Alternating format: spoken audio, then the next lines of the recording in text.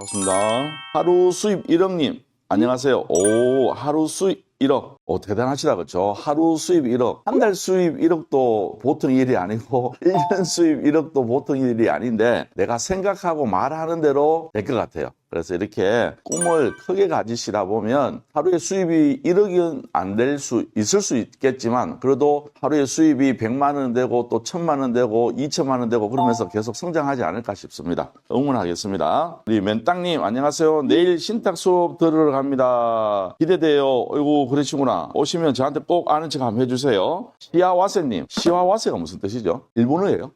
오, 시와와세. 또 하나 배웠습니다. 하루에 한 개만 배우더라도 엄청나다, 그렇죠? 시와와세. 발음이 안 좋다, 근데. 시야와세. 수업 가는 길입니다. 아이고, 그러시구나. 광주에서 올라오시는 줄 알고 있는데, 참, 이게 열정이 대단하시다, 그렇죠? 광주에서 여기까지 근 1년 동안 2주에 한 번씩 오시는 분이에요. 그러니까 대단하신 거죠. 그럼 시작하도록 합시다.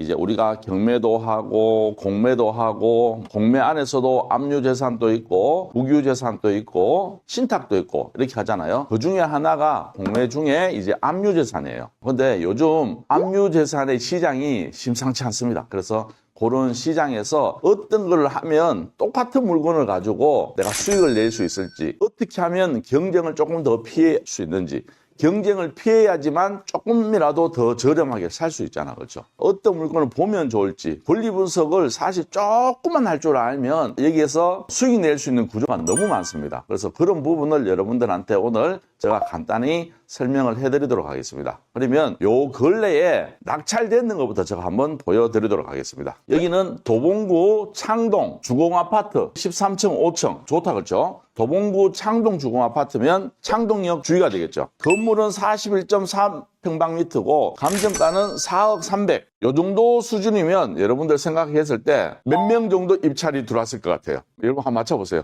4명? 경매면 한 몇 명 들어왔을 것 같아요? 경매면 거의 20명에서 30명 가까이 들어올 거예요, 아마. 근데 공매였기 때문에 어떤 상황인지 제가 한번 보여드릴게요. 공매에 몇 명 들어왔다? 14명 들어왔어요. 여기에 무효 4명 같이 합치면 실질적으로 18명이 들어왔어요. 공매가 18명 들어왔으면 경매는 최소한 2배나 더 들어왔습니다. 근데 이거를 저희 교육생이 낙찰을 받았는데 잘 생각해 보세요. 중요한 거는 낙찰 금액이 중요한 거예요. 낙찰 금액이. 낙찰 금액은 얼마? 3억 4,100에 낙찰을 받았어요. 감정가가 얼마였죠? 4억 300이었어요. 그러면 이 물건의 제가 실거래가를 한번 보여드리도록 할게요. 이게 3억 4,100에 낙찰을 받았는데 중요한 거는 이 동네 실거래가를 보면 여러분들이 이해하실 거예요. 자, 이게 만약에 경매면 내가 얼마에 낙찰을 받는지 공매면 얼마에 낙찰을 받는지 한번 보여드리도록 할게요. 위치부터 한번 보여드릴게요. 여기가 창동역이 있고 밑에 녹천역이 있어요. 그리고 우리 거는 여기 바로 역 앞에 있는 물건이에요. 그리고 평수도 딱 많이 입찰 볼 수 있는 평수고 금액대도 많이 들어올 수 있는 매물이었어요. 그래서 공매로는 실제적으로 18명이 입찰 봐서 유효는 14명이 보고 4명은 조건이 안 되는 사람. 그래서 입찰을 본 건데 실거래가가 지금 얼마 나오냐면 중층 이상이 3억 7,500, 3억 7,700 최소한 이 정도 금액은 지금 받을 수 있어요. 근데 지금 저희들이 조사했을 때는 3억 9천에 매도할 수 있는 물건이었어요. 현재 상황에서는. 그럼 호가는 보시면 지금 거의 5억 정도 이렇게 나와요. 3억 9천에 매도할 수 있다고 저희들이 기준을 잡고 입찰을 본 물건 였는데 우리 얼마에 받았어요? 3억 4,100에 받았다 이 말이에요. 근데 중요한 거는 3억 9천짜리를 경매로 입찰 받았으면 얼마 정도의 낙찰이 되었을까? 이걸 우리가 고민을 해봐야 되는 거예요. 회원님들 보시기에 얼마 정도 낙찰이 됐을까요?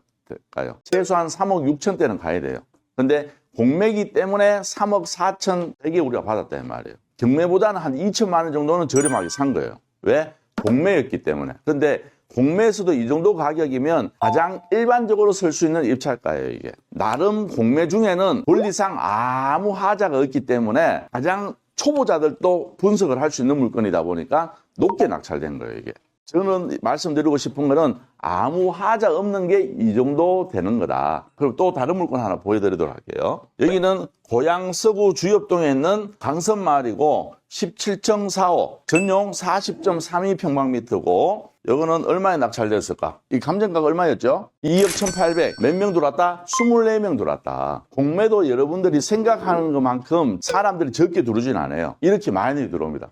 깝깝하죠. 공부해서 빨리 입찰 보고 낙찰을 받아야 되는데 이렇게 보면 깝깝할 수 있어요. 근데 중요한 거는 실거래가 보면 굳이 깝깝할 필요가 없어요. 공매를 보는 사람 입장에서는 어찌됐든 조금 낮게 받으려고 해요. 근데 이것처럼 권리상 전혀 문제 없는 것들은 사람들이 많이 들어와요. 공매가 어렵다 생각하지만 기본적으로 요즘 공부하는 사람이 많다 이 말이에요. 근데 이거는 권리상 전혀 하자 없다 보니까 사람들이 많이 들어오는 거예요, 이게. 제가 오늘 말씀드리고 싶은 거는 여기서 한 단계만 내가 알면 입찰자 수를 확 줄일 수 있는 물건들도 있다. 그러면 제가 물건을 보면서 이제 권리 분석을 해드리도록 하겠습니다. 자, 여기는 부천 오정구에 있는 세종 아파트고 전용 59.96 아파트 치면 우리가 25평형이라 그렇죠? 이런 아파트고 그냥 노후된 아파트입니다. 다른 거 보고 뭘 봐야 된다? 재산명세서를 봐야 된다. 재산명세서를 보시면 전입세대주는 이땡땡이 되어 있고 전입일을 봐야 되죠. 전입일이 언제? 2021년 5월 28일. 우리가 나이가 좀 있으면 어떻게 되냐면 옆에 메모해놔야 돼요.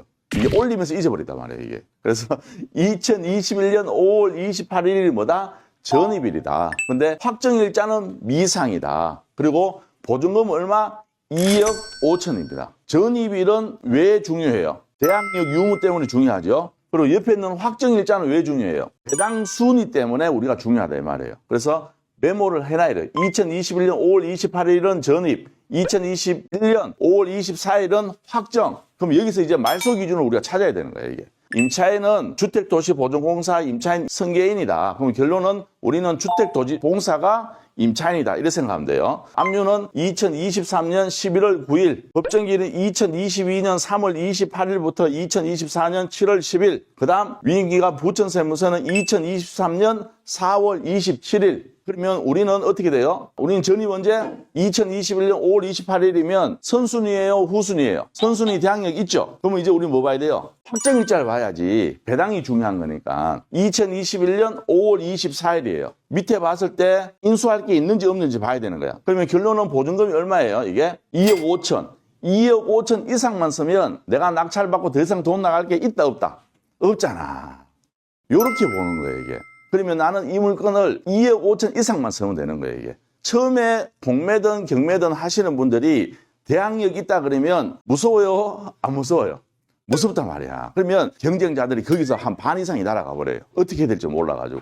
그래서 대부분 처음에는 대항력 없는 물건을 찾는단 말이에요, 이게. 그리고 주인이 거주하고 있으면 권리 분석할 필요가 있어요, 없어요? 없잖아요. 요런 물건들이 많이 쏠리게 되는 거야. 근데 요 물건은 대항력 있는 임차인이 있기 때문에 겁이 나서 들어갈까요? 안 들어갈까요? 안 들어가는 거야. 그리고 배분을 했는지 안 했는지는 중요해요? 안 중요해요? 중요하지. 왜? 경매에서는 배당 요구, 공매에서는 배분 요구 이렇게 얘기한단 말이에요. 그러면 나는 입찰가 쓰면 응찰 가격 이외에 추가적으로 들어갈 돈이 있어요? 없어요? 인수할 게 없잖아. 2억 5천 이상만 쓰면 내가 추가적으로 나갈 게 없다. 세금이. 그러면 나는 이 물건 2억 5천 이상만 쓰면 되는 거죠. 이렇게 보시면 돼요. 그러면 또 그 다음 물건 제가 또 보여드릴게요. 자, 요거는 여러분들이 각각 시세 조사해서 들어가시면 돼요. 두 번째 물건은 하남 학암동에 있는 힐스테이션 센트럴 위례 물건이고 전용이 102평방미터다. 그래서 이것도 우리가 뭘 봐야 된다? 재산명세서를 보셔야 된다. 재산명세서 쭉 보시면 이것도 임차인이 있다 그렇죠? 임차인이 누구다? 이땡이라는 분이고 계약 미상이고 전입일은 언제다? 2021년 언제? 8월 19일. 그 다음 또 뭘 봐야 돼요? 확정을 봐야 된다. 2021년 8월 9일. 그리고 배분 요구 했다 안 했다? 배분 요구까지 하셨다. 그러면 우리는 전입보다 빠른 게 있는지 없는지 확인해야 돼요. 그러면 말소 기준을 찾아야 된다. 그렇죠?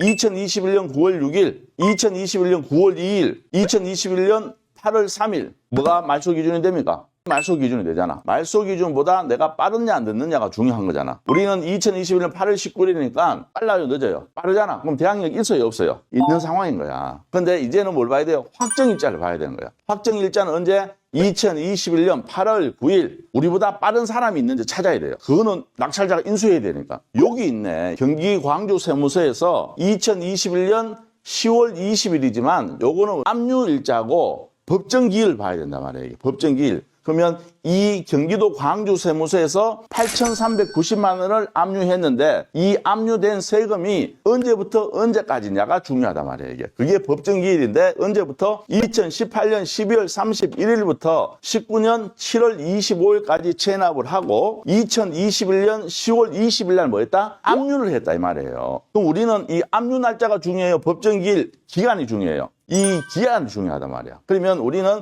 요것만 인수하면 아무 문제가 없어요. 그러면 우리 세입자님의 보증금이 얼마예요? 9억. 밑으로 내려가면 내가 인수해야 될 금액을 봐야 되는 거야. 얼마? 8,398만 원. 그러면 우리는 9억 8,300만 원 이상만 쓰면 전혀 문제 없는 거야. 그러면 이 물건의 시세가 얼마인지 우리가 또 봐야 되겠죠. 그리고 이 물건의 시세는 13억 4천에 세거래가 뛰었어요. 그러면 최소한 지금은 13억 4천보다는 조금 더 한다고 봐야 되겠죠. 근데 중요한 건 13억 4천을 기준을 하더라도 우리는 얼마 이상만 쓰면 돼요? 9억 8,300만 원 이상만 쓰면 되잖아. 그러면 내가 인수할 게 없다 이 말이에요. 맞죠? 그럼 우리는 9억 8,300 이상 쓰면 되기 때문에 이런 것은 차익을 내가 많이 먹을 수 있어요. 경쟁자가 많을까요? 적을까요? 살짝 이게 계산을 해야 된단 말이야. 법정 기일도 보고 이런 거는 의외로 사람들이 안 들어와요, 이게. 사실 이게 아무것도 아니거든요. 근데 이런 약간의 허들 때문에 사람들이 안 들어온다 이 말이에요. 그럼 여러분들이 그냥 아무 문제 없는 게 하는 게 좋을까요? 이런 물건처럼 살짝 허들 아닌 허들이 있는 걸 해야 수익이 나요. 허들 아닌 허들을 하셔야 된다니까. 그러면 생각보다는 여러분들 차익이 크게 나요. 이게 만약에 13억 4천짜리가 경매로 나왔다. 얼마에 낙찰될 것 같아요? 13억 너무 같다. 12억 5천 계산해볼까? 12억 5천 6천까지 가야 돼요. 공매로 한다 그러면 제가 봤을 때는 11억 한 5, 6천이면 충분히 가져올 수 있어요. 약간의 허들을 입찰 보는 사람 심리는 뭐냐면 좀 더 저렴하게 살려고 해요. 요거는 사람들 잘 안 들을 것 같은데 여기 있단 말이야. 그러면 어떻게 해요? 입찰가를 내가 올리는 게 아니고 자꾸 내린다니까? 그리고 그만큼 나한테 수익이 되는 거예요. 그러니까 사실 이거 알면 아무것도 아니거든요. 근데 대부분 사람들이 아는 사람들은 입찰가를 낮추려고 그래요. 왜? 한 개를 하더라도 수익을 조금 더 크게 보려고 하는 심리가 있기 때문에. 근데 처음 하시는 분들이 모르니까 많이 쓰려고 해요. 빨리 뭔가 내가 하나 하고 싶었어. 정말 이해되시겠죠? 그래서 우리는 이런 살짝의 노력과 살짝의 공부로 인해 가지고 같은 물건을 갖고 거의 1억 정도 차익을 더 볼 수 있는 거예요. 1억이 작은 돈이에요? 작은 돈이구나. 예. 이거 보세요. 이거 누가 또 질문 또 부천시 오정구 아파트 받으면 대출이 잘 나오나요? 대항력이 있어서요. 모르니까 이렇게 질문도 하실 수 있는 거예요, 이게. 인수해야 될 대항력이 있는 거는 대출이 안 나오거든요. 근데 이거는 배분 요구해서 받아가는 돈이잖아. 그럼 우리는 인수할 게 없잖아. 이건 대출이 100% 나와요. 상관이 없지만 모르신 분들은 이렇게 질문하실 수가 있는 거야. 모르니까 이러는 건 우리가 충분히 이해되겠죠? 한 개를 하더라도 제대로 수익을 내야 돼요. 잔잔바리로 해서 100개 하는 것보다 있잖아요. 제대로 되는 거 한 개 하는 게 여러분들의 자산을 키워갈 때는 훨씬 더 좋습니다. 근데 중요한 거는 내가 뭔가를 하나 해보고 결정하는 게 더 중요한 것 같아요. 하지도 않고 맨날 공부만 하다가 그냥 다 보내면 아무 의미 없어요. 해본 자와 안 해본 자의 차이점이라 생각해요. 그러면 한 번이라도 해보시면 내가 해보니까 생각보다 수익이 안 나네? 그럼 어떻게 해요, 사람이? 안 하시는 분도 있고 이왕 했는 거 내가 여기보다 조금 더 큰 수익을 낼 수 있는 걸 해야 되겠다 이런 마음을 드시는 분도 있다 이 말이에요. 그래서 저는 후자로 모든 사람들이 한 번 해보고 수익이 안 났다. 때로는 한 번 했는데 내가 약간의 손실이 났다. 할 수도 있어요, 사업이라는 거는. 그러면 왜 내가 이것밖에 수익이 안 났지? 남들은 이렇게 수익이 낸다는데 그런 것을 저는 공부할 것 같아요. 그리고 내가 왜 이런 물건을 선택했지? 후회할 수도 있고 또 복귀도 해봐야 되잖아. 그렇죠? 그러다 보면 나의 잘못된 원인이 나오는 거예요, 이게. 그러다 보면 앞으로 좀 더 수익을 낼 수 있는 거를 하기 위해서 내가 노력하면 누구나 이런 물건 다 찾아서 할 수 있다 이 말이에요. 여러분들이 포기하지 말고 이왕 시작하신 거 좋은 결과 있기를 바라겠습니다. 다 된다님 확실한 거 한 개 하겠습니다. 오케이. 오늘 또 굿뉴스 주시네요. 네. 그래요. 우리가 오늘 여기 10시부터 수업이 있어서 저는 오늘 여기서 마무리하고 화요일 날은 아침 제가 10시에 뵙도록 하겠습니다. 다들 주말 잘 보내시고 빗길 안전운전 하시길 바라겠습니다. 지금까지 드낙찰 옥션 김멘토였습니다. 감사합니다.